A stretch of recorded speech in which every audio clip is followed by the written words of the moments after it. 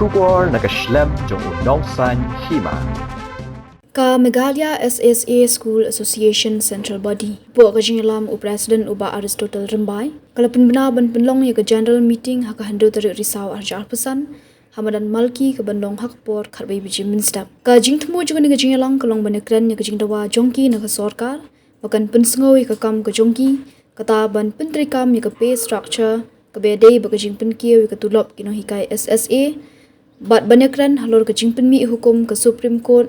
Baroh Nonghikai ki diban pass ya ka teachers eligibility test ni ka tet. Kumta na kaliang ka association kila kerpat ya Baroh Nonghikai SSA hapo rilum Khasi bat Jaiñtia. Bakin ya wan renti ya ka Jingïalang. Halor ka jingdon ki school ki ba IT ban penyat da ka sorkar ka association kala pentep. Bagi don lai hajar live south ki school SSA bala penyat da gishnong ki bala IT sya ka sorkar.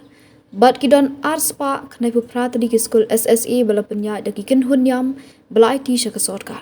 Kumta Baroh ki school SSA ki bala IT ban penyat da ka sorkar kidon lai hajar lai spa lai pu artali na ki san hajar shispa lai pu itali ki bagan thop ya ki LP but upper primary school. Nakaliang jongi ka Meghalaya SSA School Association Central Body. Ang ipentip siya Baroh Nonghikai SSA hapo Khasi bat Jaiñtia.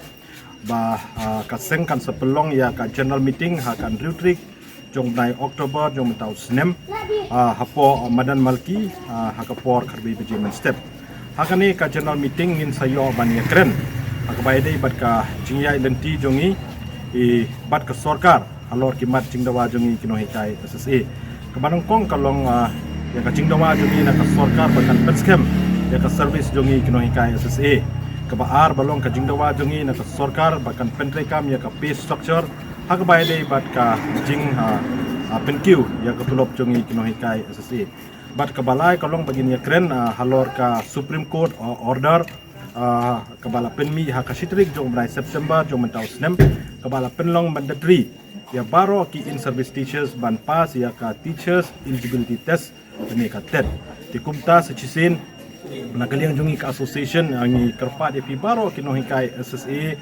kebadon hapo Khasi bat Jaiñtia bapin sengau bahaban yawan renti sakani ka general meeting kapan long hakan Riutrik jong bulan Oktober jong mentau senem hapo madan malki hakapor karbe beje men step